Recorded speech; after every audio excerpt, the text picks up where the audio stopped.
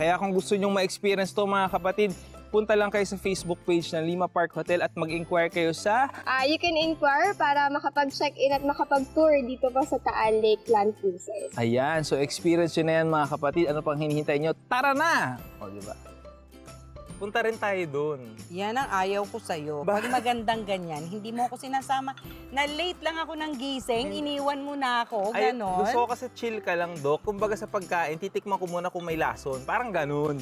Check ko muna yung lugar kung walang mga terorista, ganon. Ganon. So, babalik tayo. Babalik tayo dyan. Okay. Pero, sandali, magkano naman ang gagastusin ng kapitbahay natin kung gagayahin tong recipe mo? Alam mo, Dok, para sa salmon na to, ha? Di ba mahal ang salmon? 50 pesos lang. Oh, yung ganito. Pwede nang ulamin to ng 2 tao, eh. May mga supermarket na nakapak yung salmon belly. Mas mura, di ba? Opo, Dok. Tsaka mas masarap talagang gamitin salmon belly kasi pag may onting taba, mas malasa lalabas yung sabaw ninyo. Kaya pala. Kasi na-extract yun eh, habang siya tumatagal na kumukulo. At syempre po, kung gusto nyo gumawa ng sariling version natin ng tinola, itag nyo po kami sa Instagram, Wellness Chef HG, at puntahan nyo po kami sa Facebook page po namin at Healing Galing Official, at pwede rin po kayong pumunta sa aming website para po sa iba't ibang produkto ng Healing Galing. Tulad na lang po ng ginamit ko na seaweed salt, www.healinggaling.ph. Ayan, mabilis makabusog tong salmon, Dok. Pero alam mo, parang nabubusog na rin ito isa nating kasama. Bawasan na natin pagkabusog niya. Oras na para sa Susi Mail. Mula sa Camalaniugan. Camalaniugan. Cagayan Valley. Cagayan Valley. Ba't kaya Camalaniugan? Mananyog siguro dyan, Dok. Oo, maaari. Walang nakalagay, Dok, eh. Pero nakalagay, Dear Dr. E. Ay, kasi, ayun o, please don't mention my name. Ay, nakalagay ba? Oo. O, sige, pakinggan na lang natin ang tanong. Sige. Happy healing morning po. I was diagnosed of having a cystic mass bukol in my left eye. Ito, kaliwang mata. My doctor recommends of undergoing surgery, kaso natatakot po ako. Gusto ko po sanang gumaling the Healing Galing way, Dr. E. Ano po ang aking gagawin? Lagi po akong nanonood sa TV5 every Sunday. I was inspired sa kwento ng lola na may glaucoma at cataract, and yung kanina mo po, kay Ma'am G. Rivas. Siguro napanood niya yan, Doc. Thank you so much and may God bless you and the Healing Galing team even more. Please hide my identity. Nakalagay. Ito ay isang klase ng bukol na pwedeng hindi ka na uminom ng herbal calcutab. Di ba karaniwan na pag may bukol damukol, ini-endorse natin ang pag-inom ng herbal calcutab, especially sa mga bukol na nasa loob ng katawan, no? Tumubo halimbawa sa baga, sa kidney, sa liver, no? Pero yung kanya mukhang nakalabas. Nakalitaw lang, no? So, itong ganitong kondisyon ay matutulungan siyempre ng Healing Galing, kapatid, no? A-applyan mo lang ng warm compress at matyaga mong hahaplusan paulit-ulit very gently ng Healing Galing oil. Kung ngayon, parang maumbok, no, yung bahagi ng bukol doon sa kanyang mata, ma-observe mo, kapatid, na habang tinatyaga mo ang pag-massage ng Healing Galing oil sa affected area, 3 times a day, 4 times a day, or every hour kung nasa bahay lang siya, di ba, Chef?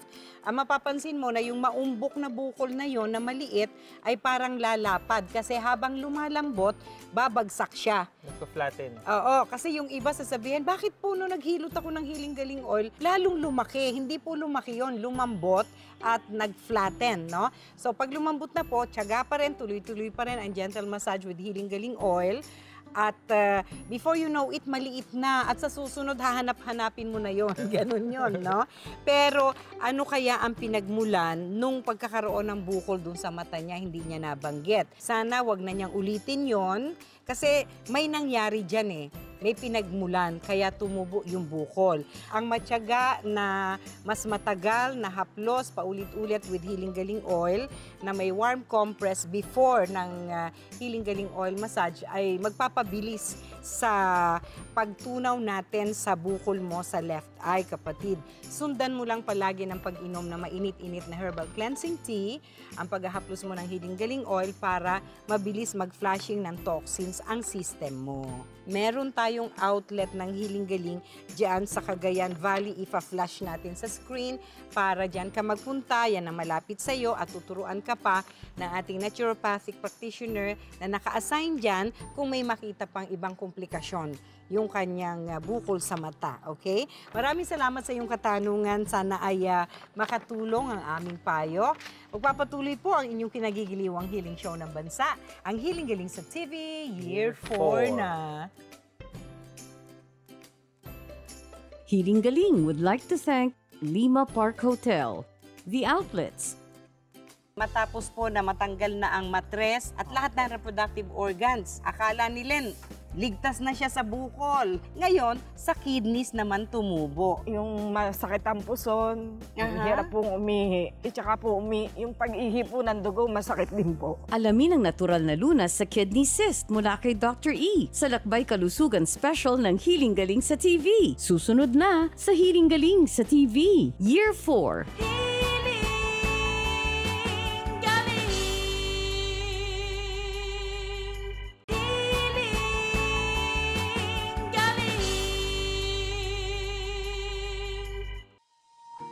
At nandito na nga po ang gumaling mga kapatid, si Mrs. Catalina Milo. Len, happy healing morning. Happy healing morning po, doktora. Talagang wala ng problema ngayon. Wala na. Wala na. Mula po sa pagkakaroon ng kidney cyst, nandito na si Len, si Mrs. Catalina Milo, para ikwento sa atin ang kasaysayan ng kanyang karamdaman na ayaw nang niya maulit muli. Bakit ayaw mo na maulit yung ganon? Bukod po sa kulang sa pera. Problema ang budget. Opo. Oo. Tapos masusugatan pa po. Yung mga kapatid natin, lalo ng kababaihan, Women's Month ngayon, no? Opo. Na nakamonitor sila, pwede mo bang bigyan ng idea kung ano ang pakiramdam ng may cyst sa kidney? Anong nararamdaman na sintomas nun? Yung masakit ang puson, yung Aha. hirap pong umihi. May masakit ba sa pag-ihi? Opo, konti-konti, tsaka po yung pag-ihi po ng dugo, masakit din po. Naku! Oo, kasi hindi naman dapat lumalabas ang dugo Opo. doon, dapat wiwi lang. Opo. Gaano katagal o nagpaulit-ulit ba yung pag-ihi mo ng dugo? 2 beses lang po nangyari yun. 2 beses. Opo. Dapat pina-check mo kaagad yun. Ah. Kasi wala ka namang menstruation. Pagkatapos biglang may Opo. dugo yung pag-ihi mo. Anong ginawa mo nung nakita mo yun? Dinaan ko lang po dun sa sa herbal na yung pandan, banaba, naglaga lang po ako noon. Ayun, teka muna, marami ka palang halaman. Nanghihingi nga po sa kapitbahay. Ay, talaga naman. Swerte ka sa mga kapitbahay mo, Len, ha? Opo. So, nung una, sumasakit ang balakang, umiihi ng dugo, masakit ang pag-ihi. Opo. Anong herbal ang una mong ginamit? Yung po, pinagsama ko po yung pandan sama-sama sa ba? banaba. Opo. So mixture ng Opo. pinakuluang Sa paglalaga dahon ng banaba at saka yung pandan, sabay mong inilaga. Inilaga Okay. po. Nung uminom ka nun, na pinakuluan, mainit-init. Opo. Okay. Nagiginhawahan naman po ako. Nagiginhawahan ka, nawawala yung pagsakit. Opo. Tsaka ng po, puson. lumalakas po yung pag-ihi.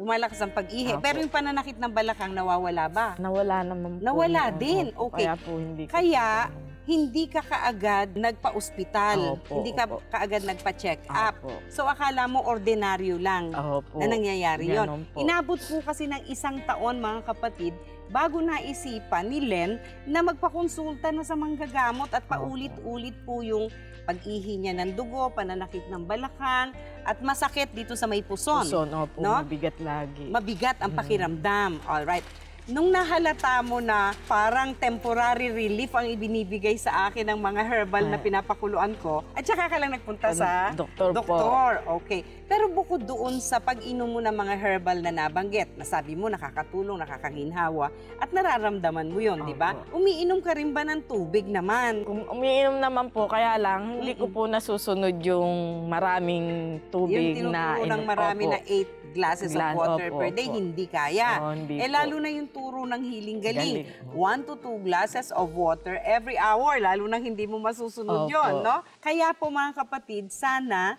yung pagkakamali ni Len, no, na ang dami niyang iniinom pero nakalimutan niya yung plain water na inumin kasi sinasabi nga po natin na walang ibang panglinis sa katawan ng tao kundi tubig. Yun ang wag nating gagayahin kay Len. Ang gagayahin natin ay yung tiyaga niya sa natural na paraan ng paggagamutan. Kaya nawala na yung cyst, no, sa kanyang left kidney. Opo, Alright. Bakit sa halip na magpa-opera ay pinili mong maghiling-galing? Mahal, tsaka po wala po akong kalaking halaga po. Magkano ba dapat ipiprepare mo para sa operasyon? Hindi ko pa po alam dahil nga po. Pero Dahil hindi siyempre natuloy. po, pag operasyon, malaking pera po. Opera na. Opo. At balita ko, nadala ka daw sa operasyon dahil nagkaroon ka na ng unang operation. Opo. Ano yun? Saang operasyon? Sa matris po. Tinanggal na po. Natabiso na. Mhm. Dahil nagkabukol ka rin doon. Opo. Ayun mga kapatid, isang ehemplo po itong kaso ni Len, no?